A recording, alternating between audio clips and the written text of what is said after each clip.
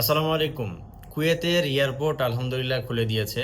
তবে তারা বলেছে সীমিতভাবে তারা ফ্লাইট অপারেশন শুরু করবে।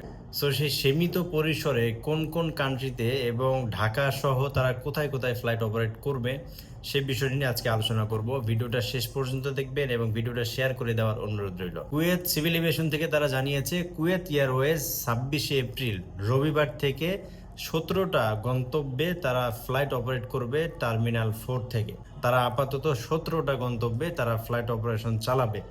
তো এই 17টা গন্তব্য সেটি কোনটি কোনটি?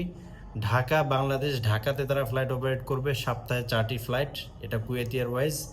দেন হচ্ছে London, Riyadh, Mumbai, Delhi, Kochi, Chennai, then হচ্ছে মানিলা সহ সপ্তাহে 3টি করে এই ডেস্টিনেশনগুলোতে ফ্লাইট অপারেশন চালাবে। এরপরে জেদ্দায় ফ্লাইট অপারেট করবে সপ্তাহে 4টি। এরপরে হচ্ছে বৈরুতে, দামেস্কে ও লাহোরে সপ্তাহে 2টি করে ফ্লাইট অপারেট করবে। এরপরে ইস্তাম্বুল, গুয়াংজু ও কলম্বো এই এই শহরগুলোতে তারা সপ্তাহে 1টি করে ফ্লাইট অপারেট করবে। এছাড়াও কায়রোতে প্রতিদিন 1টি করে ফ্লাইট অপারেট করবে। মোটামুটি ওভারঅল আপাতত তারা সীমিত আকারে এই রুটগুলোতে তারা ফ্লাইট অপারেট করবে। আমাদের জন্য সবচেয়ে গুরুত্বপূর্ণ বিষয় হচ্ছে ঢাকাতে সপ্তাহে 4টি ফ্লাইট অপারেট করবে। সেটা হচ্ছে Dhaka to Kuwait airport direct flight, Dhaka to Kuwait, Kuwait to Dhaka, সপ্তাহে 4টি। আগে তো প্রতিদিনই ফ্লাইট অপারেট করতো, এখন সপ্তাহে 4টি ফ্লাইট অপারেট করবে। তারপরেও 4টি মানেই কিন্তু অনেক।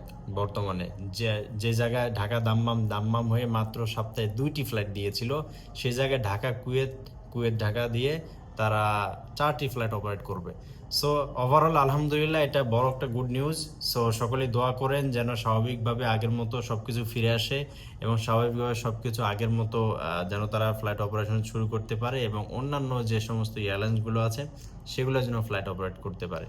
সো যেহেতু কুয়েত এয়ারওয়েজ সরকারি বিমান সংস্থা, সো সেই জায়গা থেকে সর্বপ্রথম তারাই ফ্লাইট অপারেশন চালাবে। এরপরে আস্তে আস্তে অন্যান্য প্রাইভেট যে সমস্ত সংস্থাগুলো আছে এগুলো ফ্লাইট অপারেশন শুরু করবে। সো দোয়া করেন, ইনশাল্লাহ খুব শীঘ্রই পরিস্থিতি স্বাভাবিক হয়ে যাবে ইনশাল্লাহ। সো ভিডিওটা শেয়ার করে দিবেন, লাইক করবেন, কমেন্ট করবেন এবং আপনার মতামতটা অবশ্যই কমেন্ট বক্সে জানিয়ে যাবেন। ভালো থাকবেন। আসসালামু আলাইকুম।